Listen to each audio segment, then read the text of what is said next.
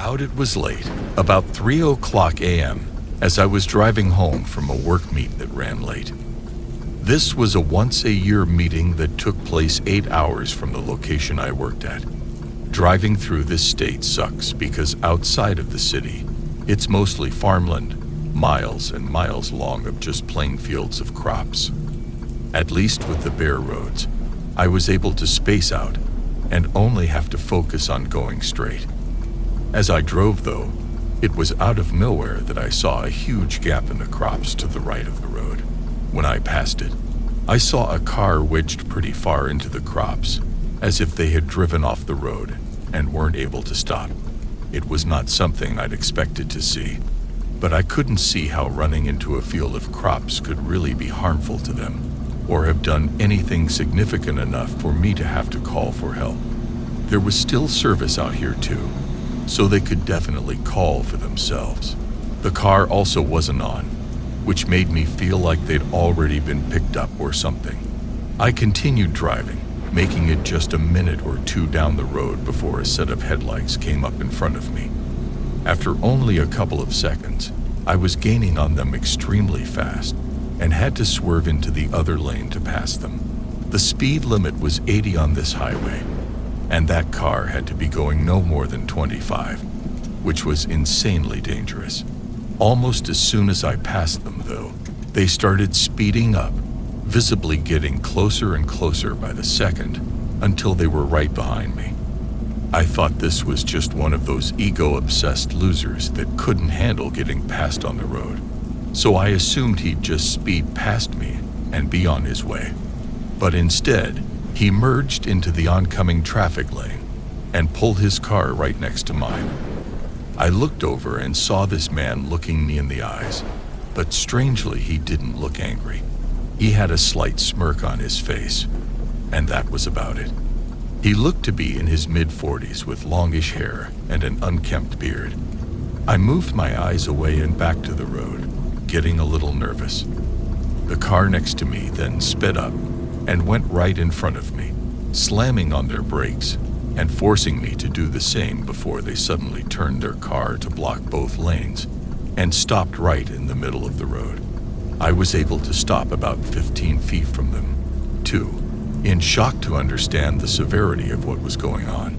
The man didn't waste any time getting out of his car right away and sprinting straight for me. There was no effort to hide his intentions as he held a gun in one hand and now had a hood pulled over his head. I didn't have time to go in reverse, so I just pressed on the gas and swerved off the road, ramming into the crops on someone's farmland.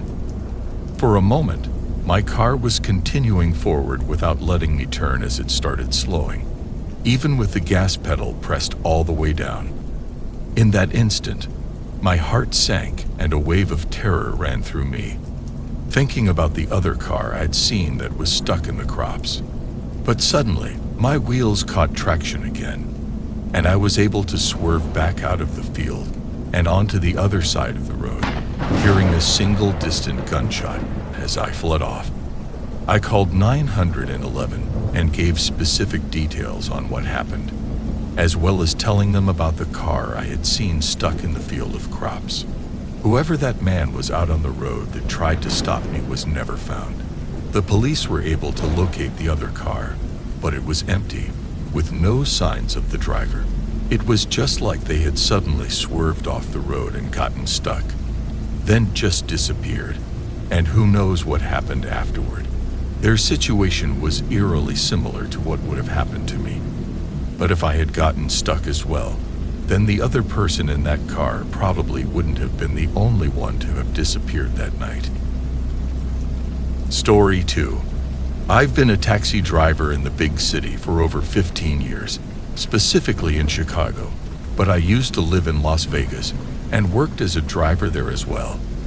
Recently, I'd noticed a lot of new methods of getting around, like Uber, but this happened to me years ago, before that even existed, or at least before it was commonly used. For context, to those who aren't familiar, Chicago has cold, nasty winters, and the temperatures drop to freezing all the time. The taxi service I worked for wasn't the typical yellow taxi car type of job you used to see all the time. At the time, it was a more modern type of job where you use your own car and put a sign on top whenever you're working so that people know you're a taxi. In return, the company takes a portion of your earnings, but this way you can work whatever shifts you want and can charge what you feel is necessary. At the time, this felt like a luxury I never wanted to end, but it didn't last forever. I never set a schedule for myself, so I would just go out and drive whenever I decided on any given day. During the holidays, I worked more hours though, since more people are out and about. I didn't have any family nearby at the time, and I lived alone, so holidays were just like any other day for me. This unfortunate event took place on Christmas Eve. I began driving at 10 a.m. and was very pleased with the amount of business I was getting. There was almost no downtime between customers, and they were willing to pay more due to how busy it was, which meant I was making nearly $80 an hour, which was really good for me. By the time 8 o'clock came, I had been working 10 hours but was still making great money. However, snow started falling. It was light still, but I figured I still had time before it got worse. I took a quick stop at a fast food place to grab a bite to eat, then headed back out to work as much as possible while I could. The crowds were dying down, but a lot of other taxi drivers had gone home as well, which meant I had less competition. I picked up a small group from a large road and took them home. They lived in a relatively low-quality neighborhood with very close together old homes. The group was nice, though, and left a good tip. As I was pulling away from the side of the road, though, a man came from behind a parked car and held his hand out as if wanting a ride. It was hard to see him through the snow and darkness, but he had a dark hoodie on, and as I got closer, he almost looked nervous. But honestly, this wasn't uncommon around here. I pulled up next to him, and he got inside. "Where to?" I asked, continuing forward again. As I rolled down the street for a few seconds, though, I realized he still hadn't answered. I spoke again, more punctually this time, asking where he needed me to take him. I looked in the rearview mirror as I asked, and the man made eye contact for a second before looking away. Then he spoke. Just take me here," he said, pulling a small piece of ripped paper from his hoodie pocket and handing it to me. On the paper was a poorly written address on a street I was unfamiliar with. Having driven in the city for years, I'd at least heard of almost all the road and street names, so this made me pretty confused. My initial thought was that it might be a far drive outside the city, and in that case, I wasn't sure if I could do it. At an empty stop sign, I reached over to my rarely used GPS and typed in the address. Nothing came up. I started to get nervous, looking back at the paper and GPS'd to make sure I had typed it in right. Sir, I don't know where this address is," I said as I turned my body to face his. "Yeah, just pull over here," he said in a surprisingly strict tone. I was pretty sure what was happening, but I remained calm and pulled over on the side of the road. This street was pretty much empty. No cars, no people, no lights. I put the car in park and just sat there, looking forward. The man turned around for a second, looking out the side window, then immediately lunged his body between the front seats and grabbed my head, pressing a small gun to it. He was screaming things at me, asking for my wallet, keys, and everything. But I was in so much shock, and all I could focus on was the pain due to how the man was aggressively digging the barrel of his gun into my skull. This only angered the man further, and he continued yelling as I tried to grab my wallet, but I guess I wasn't fast enough. He pistol whipped me in the back of the head, making my vision blurry and sending a rush of pain through my head, as if I suddenly had the worst headache imaginable. Dazed and barely conscious, I tossed my wallet on the passenger seat. I don't even know what I did wrong this time, but he hit me again, worsening everything. I'm assuming the man noticed my condition, though, as he took the opportunity to get out of the car. But that was the last thing I remembered. I woke up on the side of the street, what seemed like just a few minutes after the attack. I was covered in snow and was freezing. My car was gone, as well as my wallet, keys, and phone. My head was killing me, and I could barely manage to walk. Shivering and in pain, I made my way through the snow-covered sidewalks to a nearby gas station and got help. In short, my car was found a week later, further outside the city, abandoned on the side of the road. Thankfully, I had no lasting injuries, but getting a new phone, license, bank card, everything was just a hassle. Without my car, I couldn't work either. The whole thing was just awful, not to mention the terror I felt in the moment. What really bothers me was how aggressive the guy was for no reason. I mean, if the guy just asked me for my stuff, I would have given him no trouble. I just don't understand why it had to go down the way it did. Clearly, his goal wasn't to kill me. So why did he have to hurt me so badly if I was complying?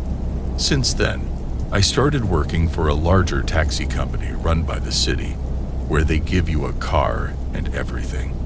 It makes me feel safer, but I still find myself getting uneasy around certain people. Luckily, I can choose to not work nights, though, and on holidays, I make sure to be much more careful, because I found out the hard way that just because it's Christmas doesn't mean all the horrible people take the day off too. Story 3. I was on the road during a small snowstorm and had been driving for about 8 or 9 hours already. I say small snowstorm because it was much more snow than a regular snowfall, but not as much as a typical blizzard you'd probably imagine of a normal snowstorm. I was delivering a few pallets to a warehouse for the company I worked for, but I was ahead of time, so I didn't feel any need to go quickly, especially not with the snowfall. I was on a dimly lit highway and had my brights on when I could see in the distance a flashing and flickering light. Getting closer, I realized it was much larger and brighter. It was a deep red, and that's when I realized it was a fire. The snow falling down made it too difficult to tell if it was on the highway or off to the side, but either way, I was gaining on it fast. I tried to brake slowly, but I had completely misjudged how close I was, so I pressed down harder, feeling the back trailer starting to slide behind me. I immediately let go of the brakes, causing it to straighten but jolt back and shake the whole truck. It was terrifying trying to keep the truck from tipping over and not sliding into the fire. Closing in on it, though, I realized it was off the side of the road, and while it was a relatively large flame, it seemed to be centered in a single spot. I was able to get the truck to stop safely on the side of the highway as I leaned over and looked out the passenger window at the tree line next to the road. I could barely make out a small car at the center of the flames. I was in awe at the sight, never having seen anything like it. I quickly undid my seatbelt and got out to see if anyone was hurt, staying a safe distance away. I tried to look around the scene for anyone.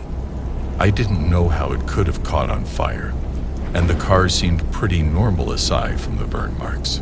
It kind of looked like a regular parked car, not damaged or anything from any sort of crash. Not seeing anyone nearby, though, I feared the worst, that someone may be inside the car. I pulled my phone out and called the police. I was thankful to have enough service to get a hold of them, but they were 15 minutes out, and firefighters and ambulances were even further out. The more I stood there in the cold waiting for the police, looking at this huge flame coming from what seemed like any other car, I started wondering if it was intentional. Now, I'm no detective, but it just didn't look like an accident in any way. My body shook at the thought, and I turned around to get back to my truck. "Hey, hold up." A man called out from beside me, maybe 30 feet away, but masked by the falling snow. I looked in that direction, my heart starting to race, as two men walked up to me. They were wearing face masks covering their mouth and nose. I greeted them and asked if they knew about what happened here, and they both shook their heads, which was really odd considering I didn't see or hear them pull up in any car. There was no way they walked here in the middle of nowhere on a highway, so I obviously started getting a really bad feeling in my gut. I said, beginning to walk, trying not to seem afraid. "No one of the men said strictly.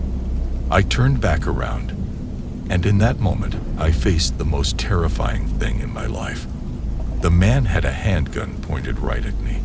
I told him I would comply with whatever he wanted, and then he told me to move and stand against the trailer. He aggressively patted me down, taking my wallet and phone, while the other man robbed whatever he could find in the front of the truck. I was trying to hold in tears as I was thinking about my family and how this might be it for me.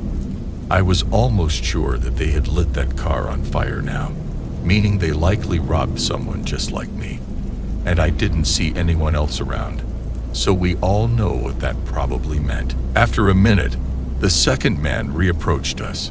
He put his hand on the man's shoulder who was holding the gun and leaned in, whispering something in his ear. Then, just like they came, they both rushed into the dark, disappearing through the thick snow. I was in shock, still standing against the truck, before running inside and locking the doors. I didn't have my phone or wallet, so I just stayed and waited for the police to arrive.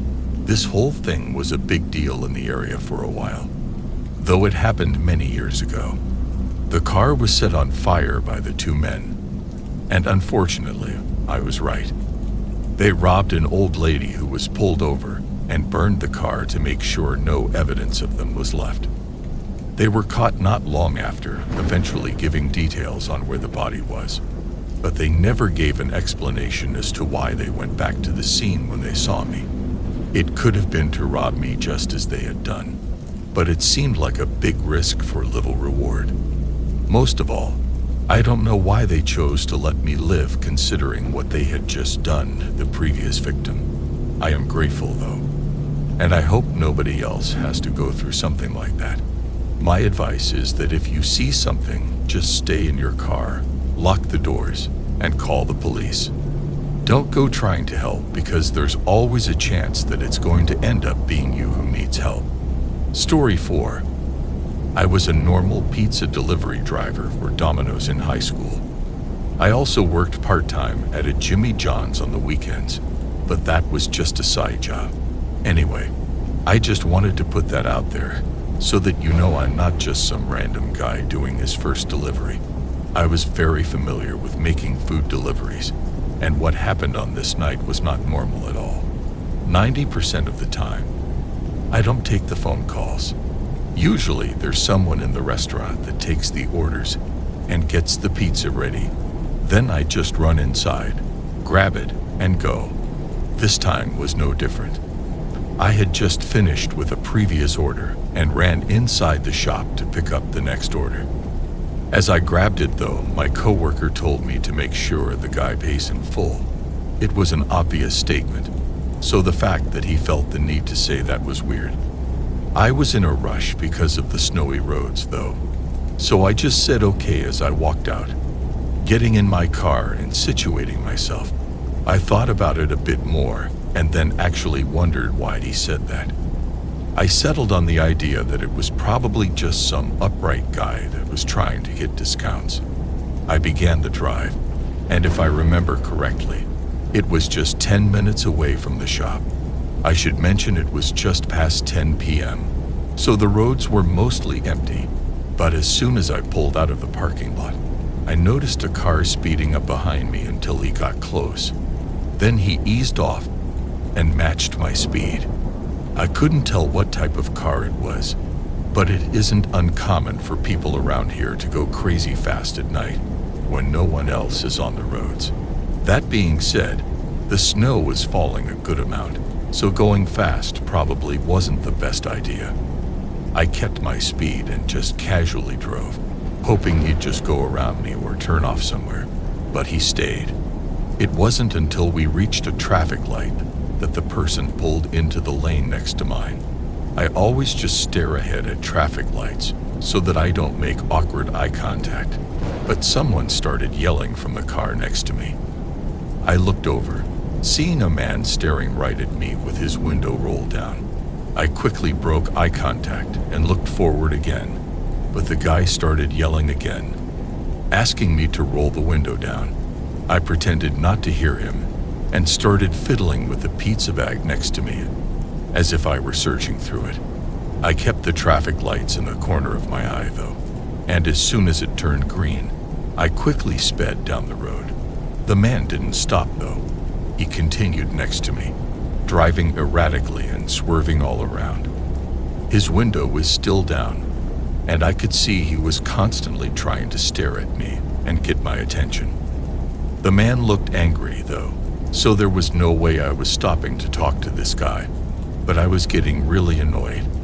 I wasn't even scared, just bothered by this guy. I wanted to take a side road or something to try and lose him, but the snowy conditions made me question whether or not the side roads would be plowed yet. I was not in the mood to get stuck in the snow with this crazy dude, so I just took my chances and stayed on the main road, only 1 to 2 minutes away from the house. The guy still beside me sped up and immediately swerved into my lane in front of me. I slammed on the brakes, but it only slowed my car slightly before it began to slide. Luckily for me, the other guy had the same problem. His car continued sliding all the way off the road and into the thick snow. His car had almost completely turned 180 degrees too. My adrenaline was making me shake as I rolled down the road slowly, looking in my mirrors at the guy's car. I then picked up some more speed so I could put some distance between us, though I didn't think he'd be able to get out of there for a while anyway. I felt bad for leaving him like that, but he clearly had bad intentions, and I was not gonna stay there to find out what they were. I pulled into the driveway of the customer's home and walked up to the front door, knocking several times. After a minute of no answer, I called my boss, who then called back the number to tell them I was there, still knocking and ringing the doorbell. My boss called me a minute later to tell me that he didn't pick up. I stood there confused, looking at the lights that were left on in the house. Then I started to put the pieces together. I ran back to my car and drove out of the neighborhood, taking a different route to the shop, just to make sure I avoided that car, then told my boss what had happened. I believe the customer was the guy in the car. My boss said he gave him a bad feeling on the phone, making him think that he wasn't going to pay.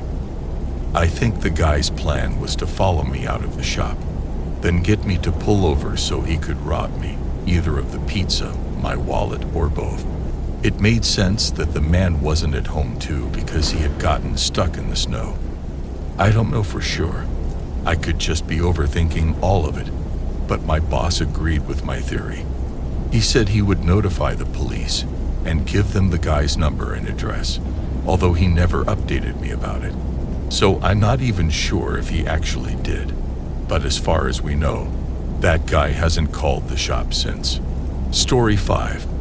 My house is in the suburbs, a decent distance outside of the city, so every day after getting out at 10, I have an hour of driving. A lot of the driving is through empty roads once I get out of the city, so it isn't that bad, except for the amount of time it takes up. I was a little extra tired this night, which wasn't for any specific reason, but it was just one of those days. I was just half an hour out from my house and was driving along one of the more empty single-lane highways when through the dim street lights, I saw something blocking the road. My eyes woke up and I eased onto the brakes. As I got closer, the fog cleared enough for me to tell what it was. A tree laying over the entire road. I looked at it for a moment, just confused. There were no recent storms or high winds, and it wasn't here in the morning. I left the car on, but put it in park. then got out and looked around. There were no other fallen trees or signs of anything else being damaged. I walked closer and looked at both ends of the tree, but it was going all the way from both edges of the forest. No way through or around. This was such a bizarre situation, and it wasn't until now that the annoyance started to hit me. The closest alternate route was 15 minutes back and would take me the long way, adding a total of at least an hour to my already long drive. I thought about calling someone, but even then, it would probably take even longer to get it cleared. As I stood out in the road next to the tree, a light suddenly flashed on from the other side, shining through the branches and leaves. It wasn't from an approaching car, though. The car had to have already been sitting there, and for some reason, they only just now turned on their lights. As I tried looking through the branches to see what I could see, I heard a door open and close, and then footsteps approaching the other side of the tree. "Hello," I called out, hoping to just ease the tension a bit. I heard someone mumble something, but not really in response to me, more of just to themselves. I thought maybe they too were frustrated about the blocked road, but then the branches started moving, and the leaves rustled as a man started climbing over. I took a few steps back, going closer to my car as they jumped onto my side of the road. From what I could see, it was a man with a short beard and a buzz cut, wearing a thick jacket. He looked at me and started walking closer, still not having responded to me. I quickly got inside my car, unsure of what the man was doing, but I started to get a really bad feeling in my gut. He started walking faster, almost into a light jog, as soon as I closed the door. The man came right up to the window and looked at me, no smile or friendly face, just a blank and empty expression as he knocked on the window. What do you need?" I asked nervously. The man didn't respond, but instead started mumbling to himself again as he looked me in the eyes and continued to knock on the window. I kept asking what he wanted, but he wouldn't stop knocking and started to get more aggressive, hitting the window with his fist. I quickly put the car in reverse and backed out, hearing a dull thud on the door, likely from the door latch being ripped from his hands. After hearing that, I knew that this was even more dangerous than I initially thought. I spun the car around and drove away, so focused that I didn't even check my mirrors to see what the man was doing. Once I made it to the bypass, I pulled off and called in the situation. As you might have imagined, the man and his car were nowhere to be found. I don't know much else of the situation, having only what happened to me to go off of. But I do know that the workers sent to clean up the fallen tree said that it had been purposefully cut down. It even ended up on the news due to the likely malicious intentions behind it. But nothing further was ever known about it. If that man I'd encountered was the one to cut it down is unknown, but the fact that his car was just sitting there and the very strange way he was behaving makes me think it was. In the months since, I haven't had any more occurrences along that route, but I still find myself fully awake even on days when I'm tired. Every night I drive home from work on that road. Story 6. I drive part-time for Uber Eats. I'm a college student, so it's a great job to work around my school schedule. This happened on a night after my classes. It was probably around 11:00 p.m., and I didn't have class until late in the afternoon the next day, so I was planning on staying up late and grinding out as many orders as I could. At 1:00 a.m., I got a rare grocery order to pick up from a 7-Eleven and drop off at some address 15 minutes away. The directions took me through a few neighborhoods, going all the way to the back that led up to the woods before I stopped at the end of a gravel road. I looked at the address on the app, and it said it was down this road, but all I saw were a bunch of safety cones and construction things with no street lights. I carefully went down, turning my brights on and navigating through until I reached the last turn. This was even more sketchy though, being more of a path than a road. I looked more closely at the map again, and it was clearly telling me the address was down this way. I lifted my head and looked further down the path, and as my eyes adjusted to the darkness, I started to notice a structure at the end. It kind of resembled a house, but there was definitely something off about it. I then looked around and started to notice more houses. There wasn't enough light coming from my headlights for me to see them well, but based on what I could see, it looked like this was a community of newly built houses under construction. Knowing this, I figured since the house on my GPS was one of the first on the path, maybe it was already complete. I turned and started heading down, pulling into an empty cul-de-sac with a single house on it. Up close now, it was definitely not complete, at least not fully complete. The front of it did look nearly done though, having a door and everything, which made this all really hard to figure out. At the end of the day though, all I had to do was deliver the stuff where I'm told, not to worry about someone else's housing situation. I parked and got out with the groceries, walking up to the front door and knocking. All the lights were off, and it was completely quiet, enough to make me feel a bit uneasy. I set down the bags and turned around to get back to my car, but in the side of my view, I saw something move by the trees. I stopped for a moment, staring at the darkness in the woods. Whatever I saw wasn't moving anymore. I started walking quickly, getting in my car, and turning it on.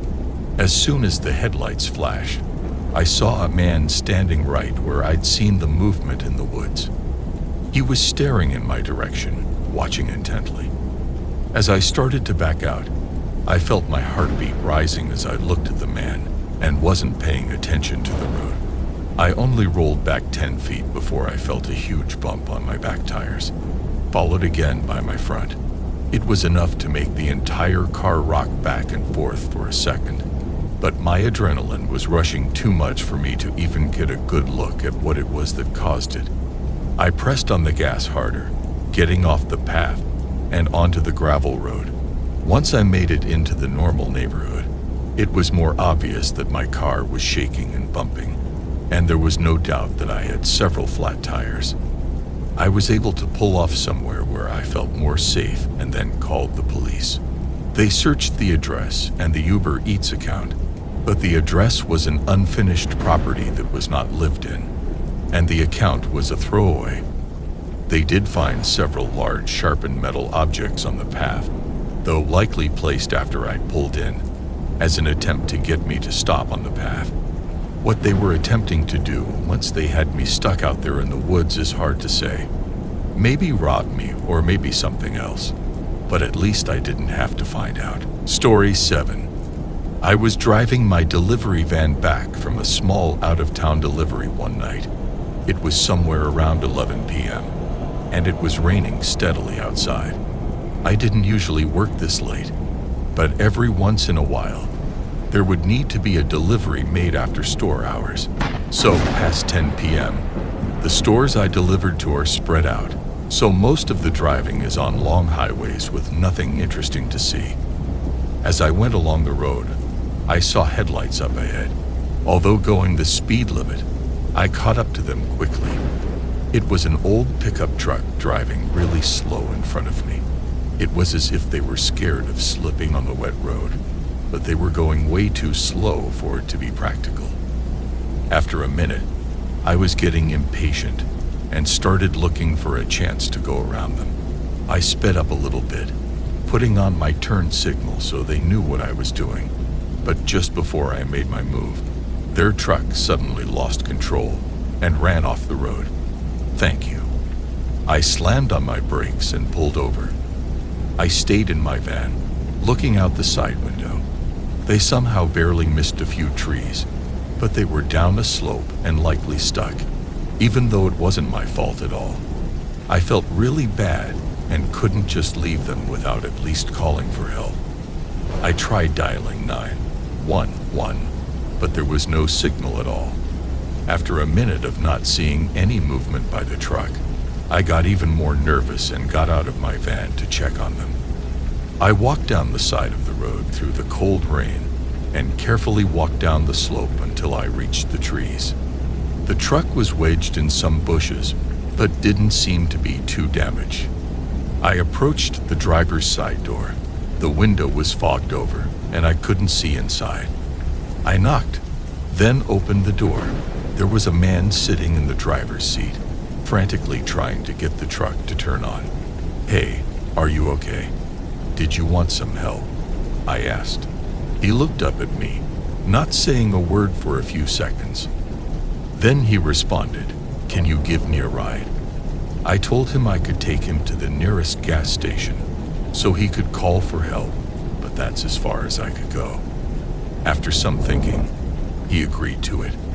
I stepped out, and I led the way back to my van. Despite the rain, he walked slowly and seemed to watch my every move. Every time I looked back, he was just looking me in the eyes until I turned my head away. It creeped me out, but maybe he was just trying to make sure that I wasn't creepy myself. We both got inside, and I started driving. I really didn't know how close the nearest gas station was, but I was sure it had to be at most 50 to 60 miles out. The first few minutes, I tried to make some small talk, but the man didn't really respond.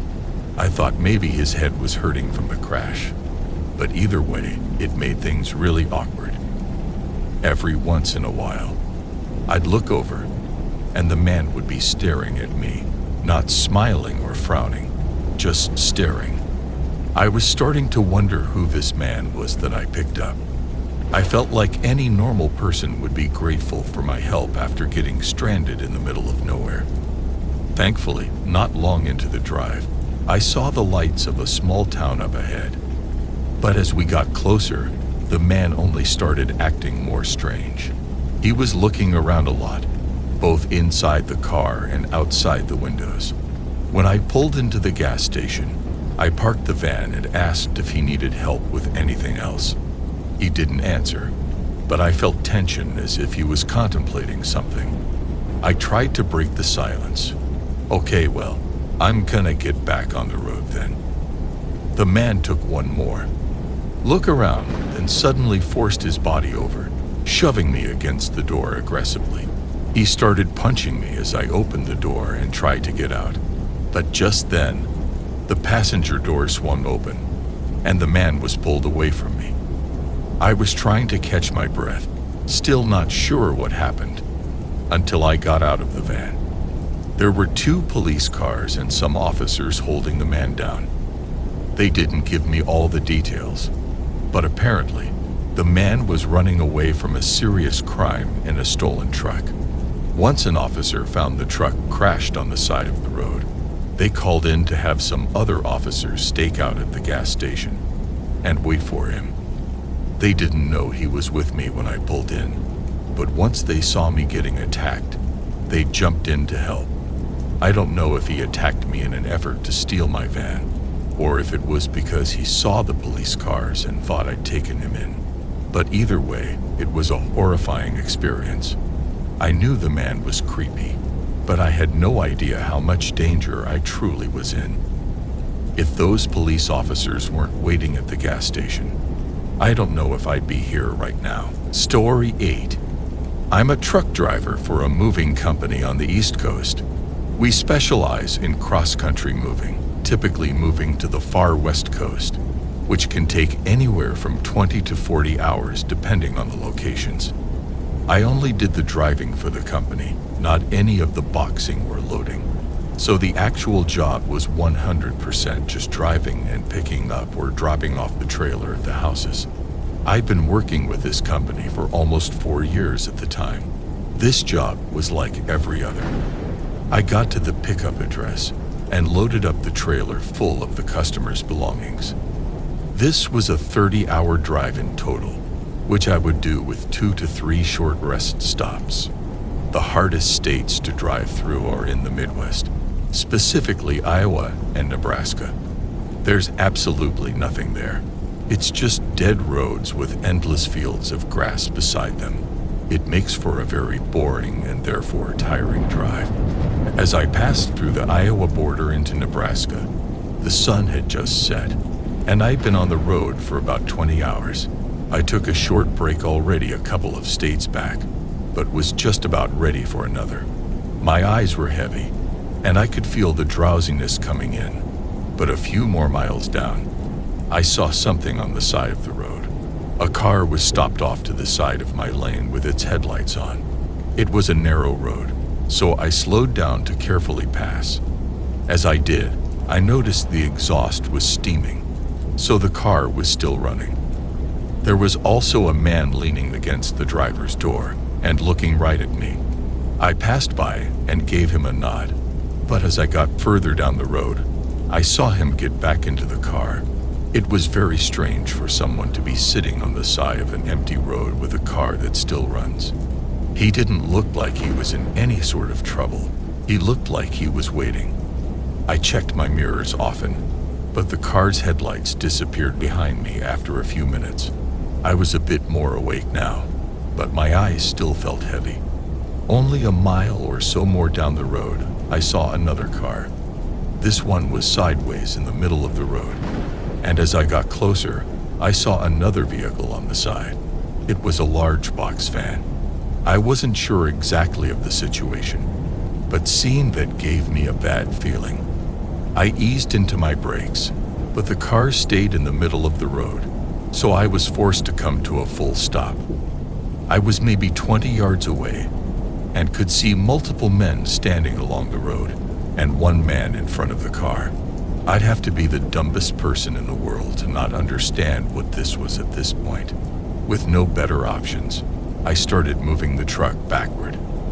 The men stayed where they were with this horrifying confidence. Then a light shined behind me as a car approached, blocking the way back. A man got out of the car, sprinting at the back of my trailer, and at the same time, all of the men in the front started sprinting at me too. In that instant, my mind went blank, and all of my adrenaline took over. I slammed on the gas as I heard a pop on the back of the trailer, and the doors swung open.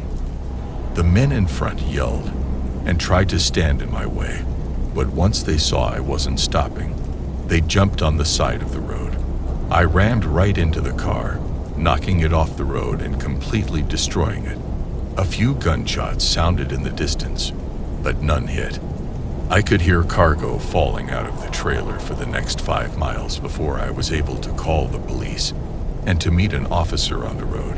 Of course, this was a total mess, but as it all unfolded, it turned out to be much more than just a random attack and robbery. When the police arrived at the scene, the car that had been slammed into was left behind, damaged beyond drivable.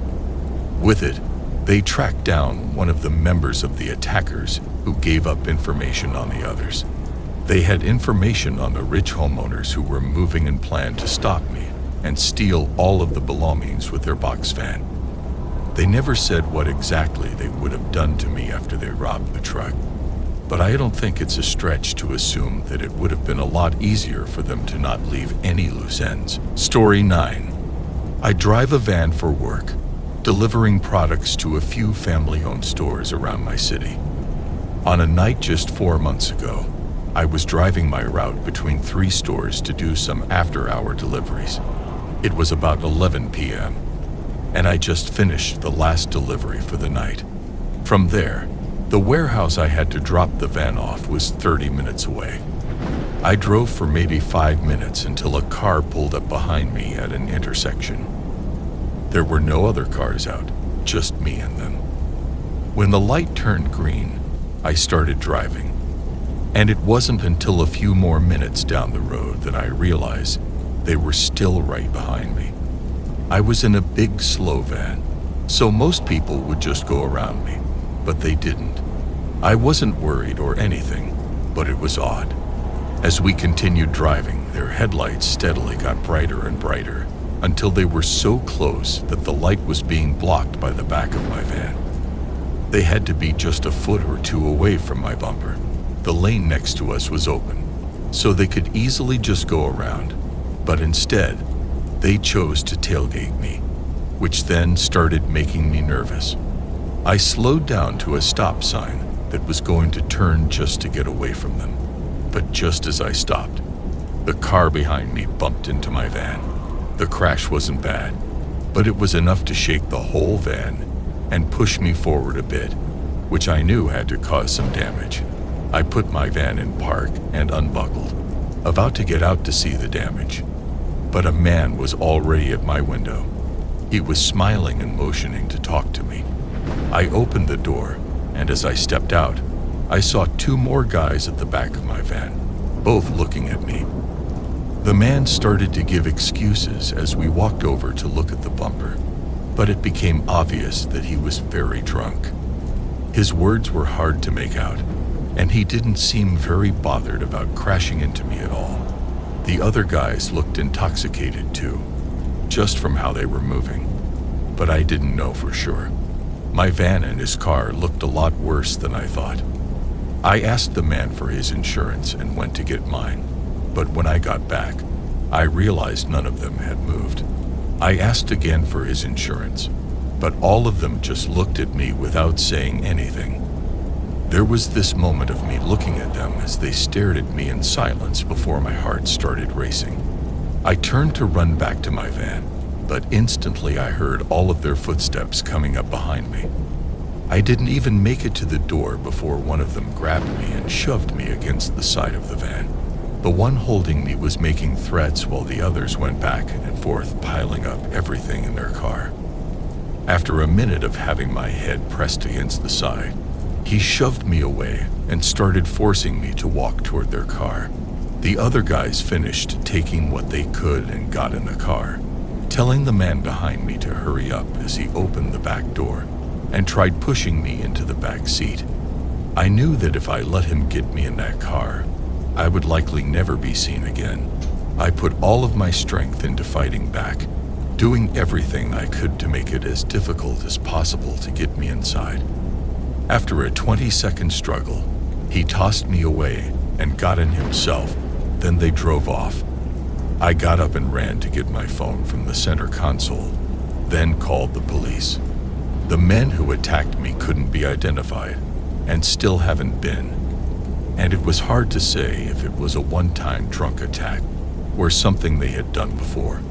What they planned to do by bringing me in the car with them is also a mystery, but I think we all know what would have been the most likely outcome. Story 10.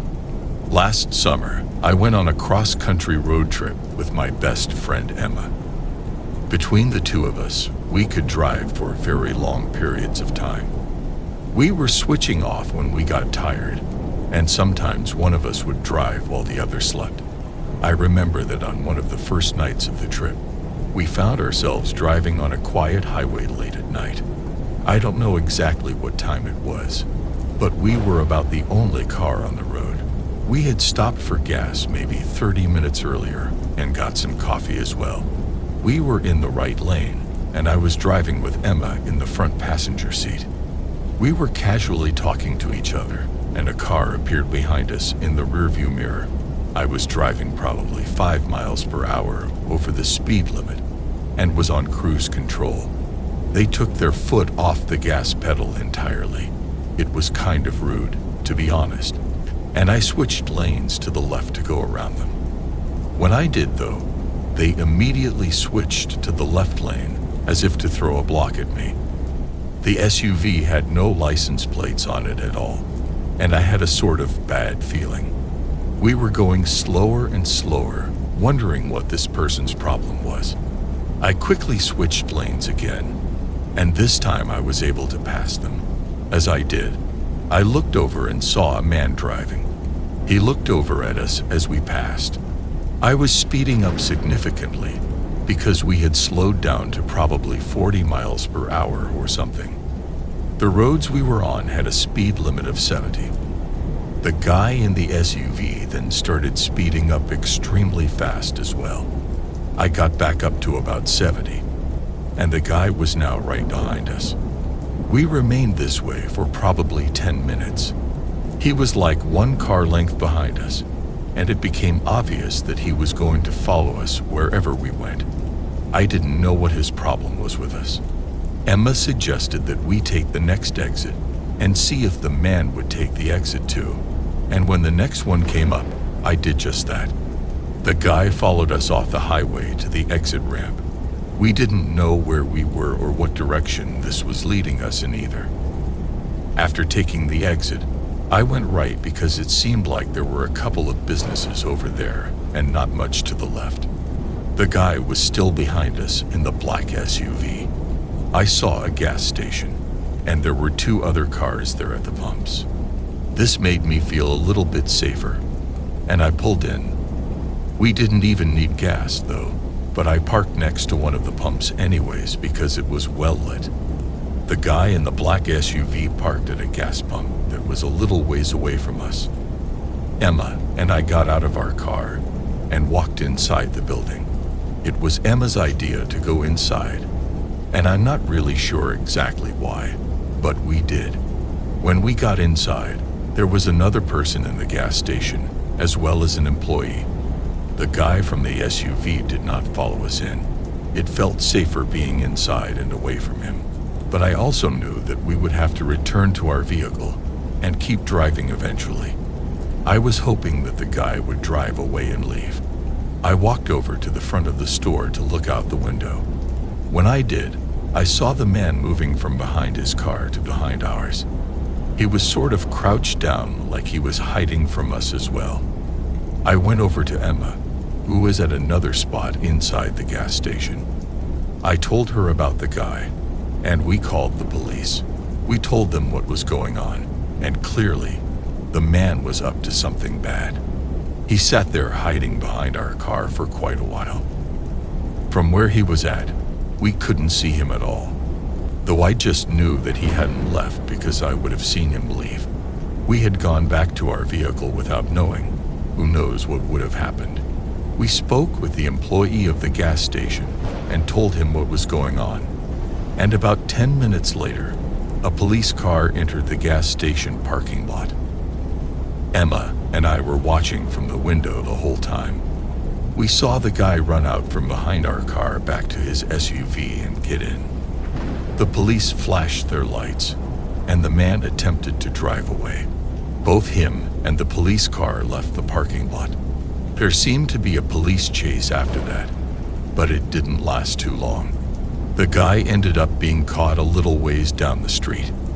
After that, Emma and I were able to continue with our road trip. It still creeps me out to think about that man, though. Possibly he saw I said the previous gas station that we had been to and decided to follow us for some reason. That's my best guess what his intentions were. I have no idea. Story 11. I used to go on quite a few road trips.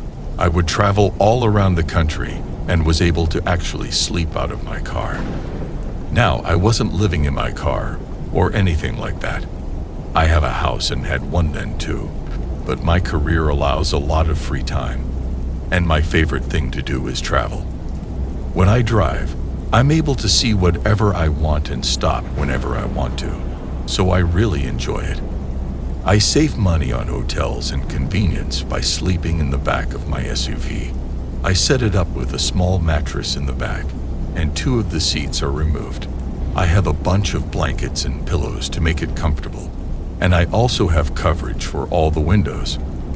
The rest of the space I can store whatever luggage that I have.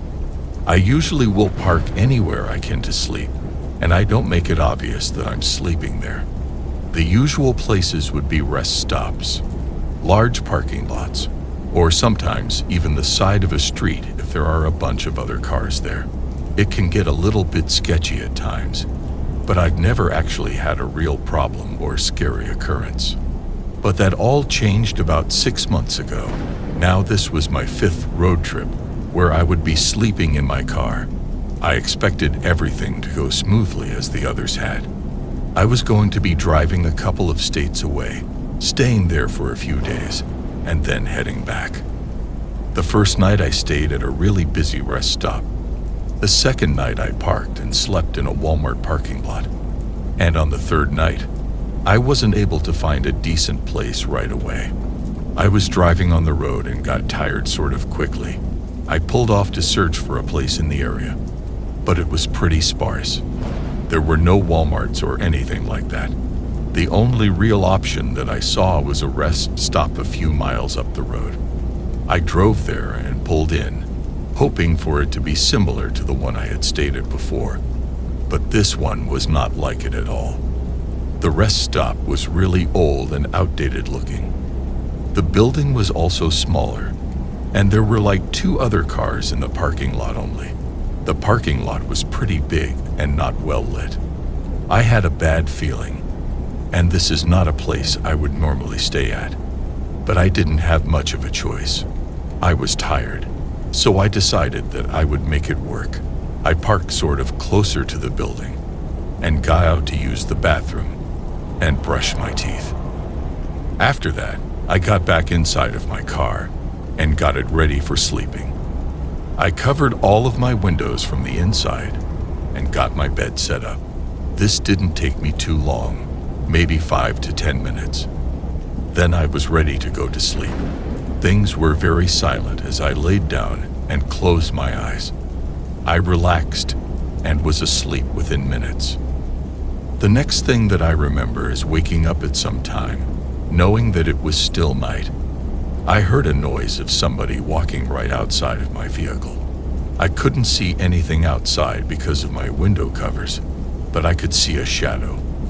There looked to be somebody standing right outside of my car on the right side. Then I saw another shadow come into view. Somebody else was there as well. I didn't know why people would be walking so close to my car. I was wide awake now, and my heart started racing. One of the people started walking around my car, and then I heard more footsteps. It seemed as though there were 3 people now walking around it. I was silently waiting for them to leave and wondering what was going on. I looked at my watch. 3 o'clock in the morning. One of the people seemed to head to the back end of my car, and the other 2 went to the front. Then suddenly, there was a huge loud noise coming from the back. It was like somebody had taken a hammer to my back window. It didn't break, but it was very loud. Then there was another whack, and this time I heard the window starting to break. I instantly jumped up and found my keys, which I always had right next to me as I slept. I jumped over into the front seat of the car. Without even taking the window cover off, I started the engine. There was another strike to the back of the car, and I heard the window breaking even more. After I started the vehicle, I heard some shouting from outside. I couldn't tell you what was said, though. Finally, I took off the first window cover just enough to see 2 men stood there. I started backing up, and the window was hit again with whatever tool they were using.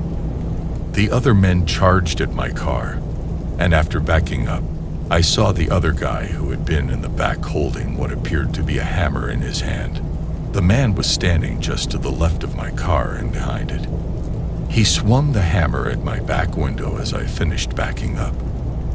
Then, as I started to drive away, he threw the hammer at my car, breaking one of the rear side windows. I sped out of there, leaving all 3 men standing around the space that I had parked at. My heart was racing as I got onto the road and drove for a while. I was able to compose myself and call the police and told them everything. I drove to a nearby town and got a hotel there for the night. When I looked at my car, there was significant damage to the back and one of the side windows, but luckily I was not harmed. The police investigated, but these guys were never found.